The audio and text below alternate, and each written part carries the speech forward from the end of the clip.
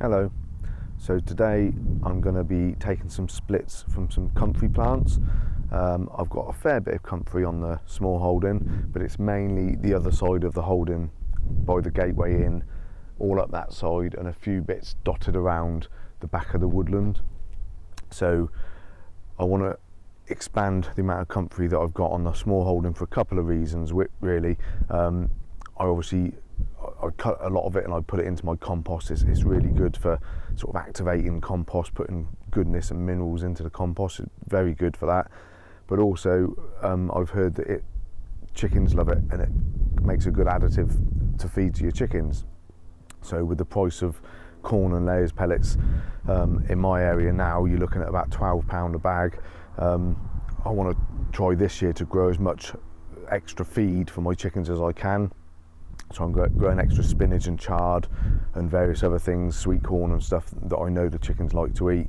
And if I can grow stuff just out in the woods, obviously, that I can cut and harvest, throw them a little handful every day, then this is going to help to sort of increase the feed that I can give to them that is free. So basically, we're mid-March now. It's a good time to take splits. You can grow comfrey, you can grow it from seed. I haven't actually done that before because I've got comfrey on the holding. I either do it from root cuttings, which I have done in the past, although that tends to produce small plants in the first year.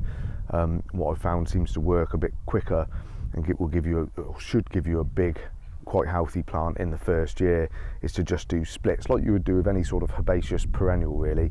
So just get a spade, dig around the clump and split it into pieces so this time of year it's just starting to leaf up. You've got little leaves 2 or 3 inches big, and if you plant it with some of those leaves, that will produce a nice big strong plant this year. So what I'm going to do is I'm going to get a spade and a trug, and I'm going to go over the other side, dig a couple of clumps up, split them down, plant one little piece back where they were, and then I'm going to dot some all around here, around the back of the chickens, just in the edge of the woodland there, so that it gets the sun and it's a bit closer to my compost area, which is just here behind us, and obviously the chickens, so that every day I can just go in, pick a few leaves or cut a few leaves with a knife and just throw them, a handful of leaves every day. And like I say, it's also closer to be able to just get a few barrelfuls and stick it in the compost as well. So I'm going to go and get that stuff ready, and then we'll go and harvest a couple of clumps. Okay, so just clear around the clump, get any old dead stalks away.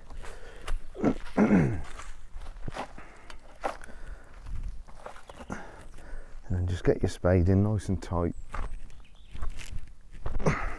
They have got really deep woody roots on them, but as long as you can get a few inches of stem of root, then they will take.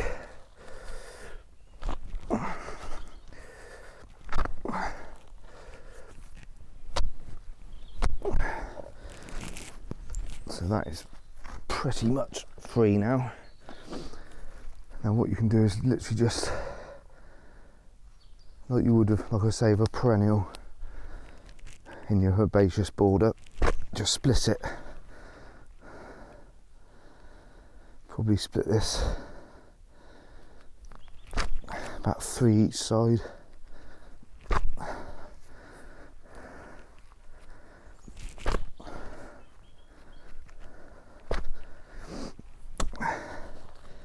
And that then gives you some of the stem with a bit of green growth on top, and that takes much better than just root cuttings. Even a little bit like that. See, there's a couple of roots there. That will take. It's pretty robust old stuff. The comfrey. So what I'll do is I'll take 5 away, and I'll just leave 1 there. You don't necessarily have to leave any in, because it does tend to come back from the roots that are lower down, but just in case it doesn't, I always like to just leave 1 piece in. And that's basically it. So that's 5 new plants from this one clump. So I've got a few other big clumps around here. I'm going to get perhaps a dozen, 15 maybe, and we'll go and plant them over the other side near the chickens. And planting them couldn't really be any simpler. Just take out a little hole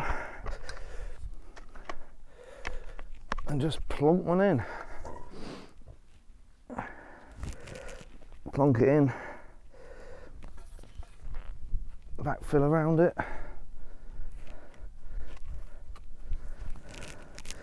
and just give it a bit of a firm in. It poured with rain last night. The soil is lovely and moist, so I'm not really going to bother watering these. The soil that they're in the little clump is really wet, and the ground here is really wet. So that will produce this year a nice big clump of comfrey right next to the chickens. So there you go, that's 15 new comfrey plants planted from the edge of the track here and just dotted along behind the chickens.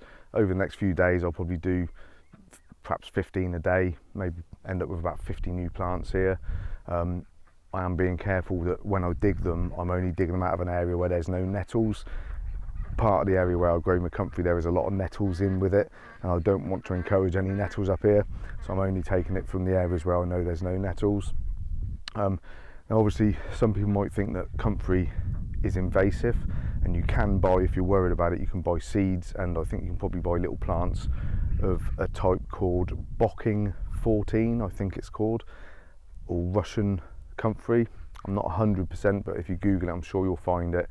And it's a type that doesn't self-seed, it isn't fertile, so it won't spread. But in all honesty, in my experience, I mean, this is just normal bog standard wild comfrey, and it hasn't become invasive at all. I've been encouraging it for years, and it does spread, but it spreads quite slowly. And if you want to control it, it's so easy to just get a little slasher and to just hack it back, even if you're not using it, even if you've got more than you need. Just hack it back before it flowers and it won't spread. The clumps will get bigger because the roots themselves will multiply, but it won't spread if you don't let it go to seed. So, you know, if you're worried about it, then just don't let it flower. But yes, that's given me hopefully a nice lot of comfrey right next to the chickens and right next to my compost area. And also anything that I don't harvest will grow up and die down and will provide a nice natural mineral rich mulch all amongst my trees, my coppice trees, and can only help to improve the soil anyway. So it's something that I really want to encourage all around the holding. But anyway guys, it's another little job done, and we will see you next time. Take it easy.